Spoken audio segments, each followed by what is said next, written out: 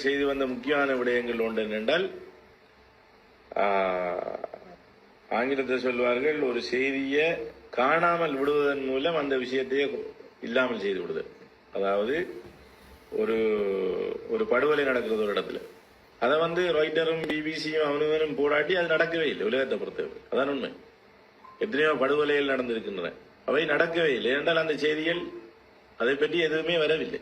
அப்ப கண்டுகொள்ளாவிட்டால் ஒரு செய்தி ஒரு விடயம் செய்தியாவதே இல்லை, உலகத்திற்கு தெரிய வருவதும் இல்லை. கண்டுகொள்ளப்படாமலே போய்விட்டார்.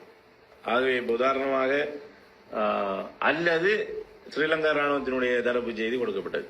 முக்கியமாக முல்லைத்தீவு கடலில் 12 புலிகள் கொல்லப்பட்டார்கள் என்றால், முல்லைத்தீவு கடலில் 12 புலிகள் கொல்லப்பட்டதாக ஸ்ரீலங்கா ராணுவம் ஒன்று தெரிவித்தது என்று ரைட்டர் உடனே செய்தி அடிப்பான்.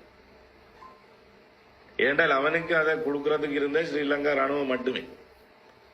அதற்கு மாற்றாக நம்பகமான ஒரு செய்தியை தெரிவிக்கின்ற எதுவுமே அங்கிருக்கவில்லை.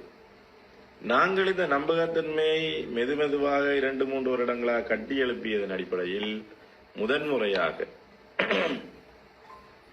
மாற்றாக சில விடயங்களை நாங்கள் கூறக்கூடியதாக இருந்தது.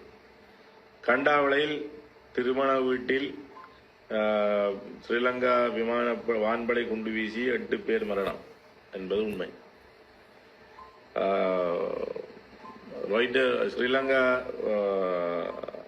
வான்படை அதிகாரிகள் ஒரு வீடியோ கேசட்டை போட்டு காட்டி புலிகள் முகாமில் விழுந்து வடிச்சிருக்கேன்னு சொல்லி அந்த செய்தி ராய்ட்டர், ஏபி இப்படியான பல நிறுவனங்கள்ல வந்தது. இப்படி புலிகள் முகாமண்டை தாக்கி தாக்குதல் நடந்திருக்கு, அந்த புகை வாரதெல்லாம் காட்டுறாங்க.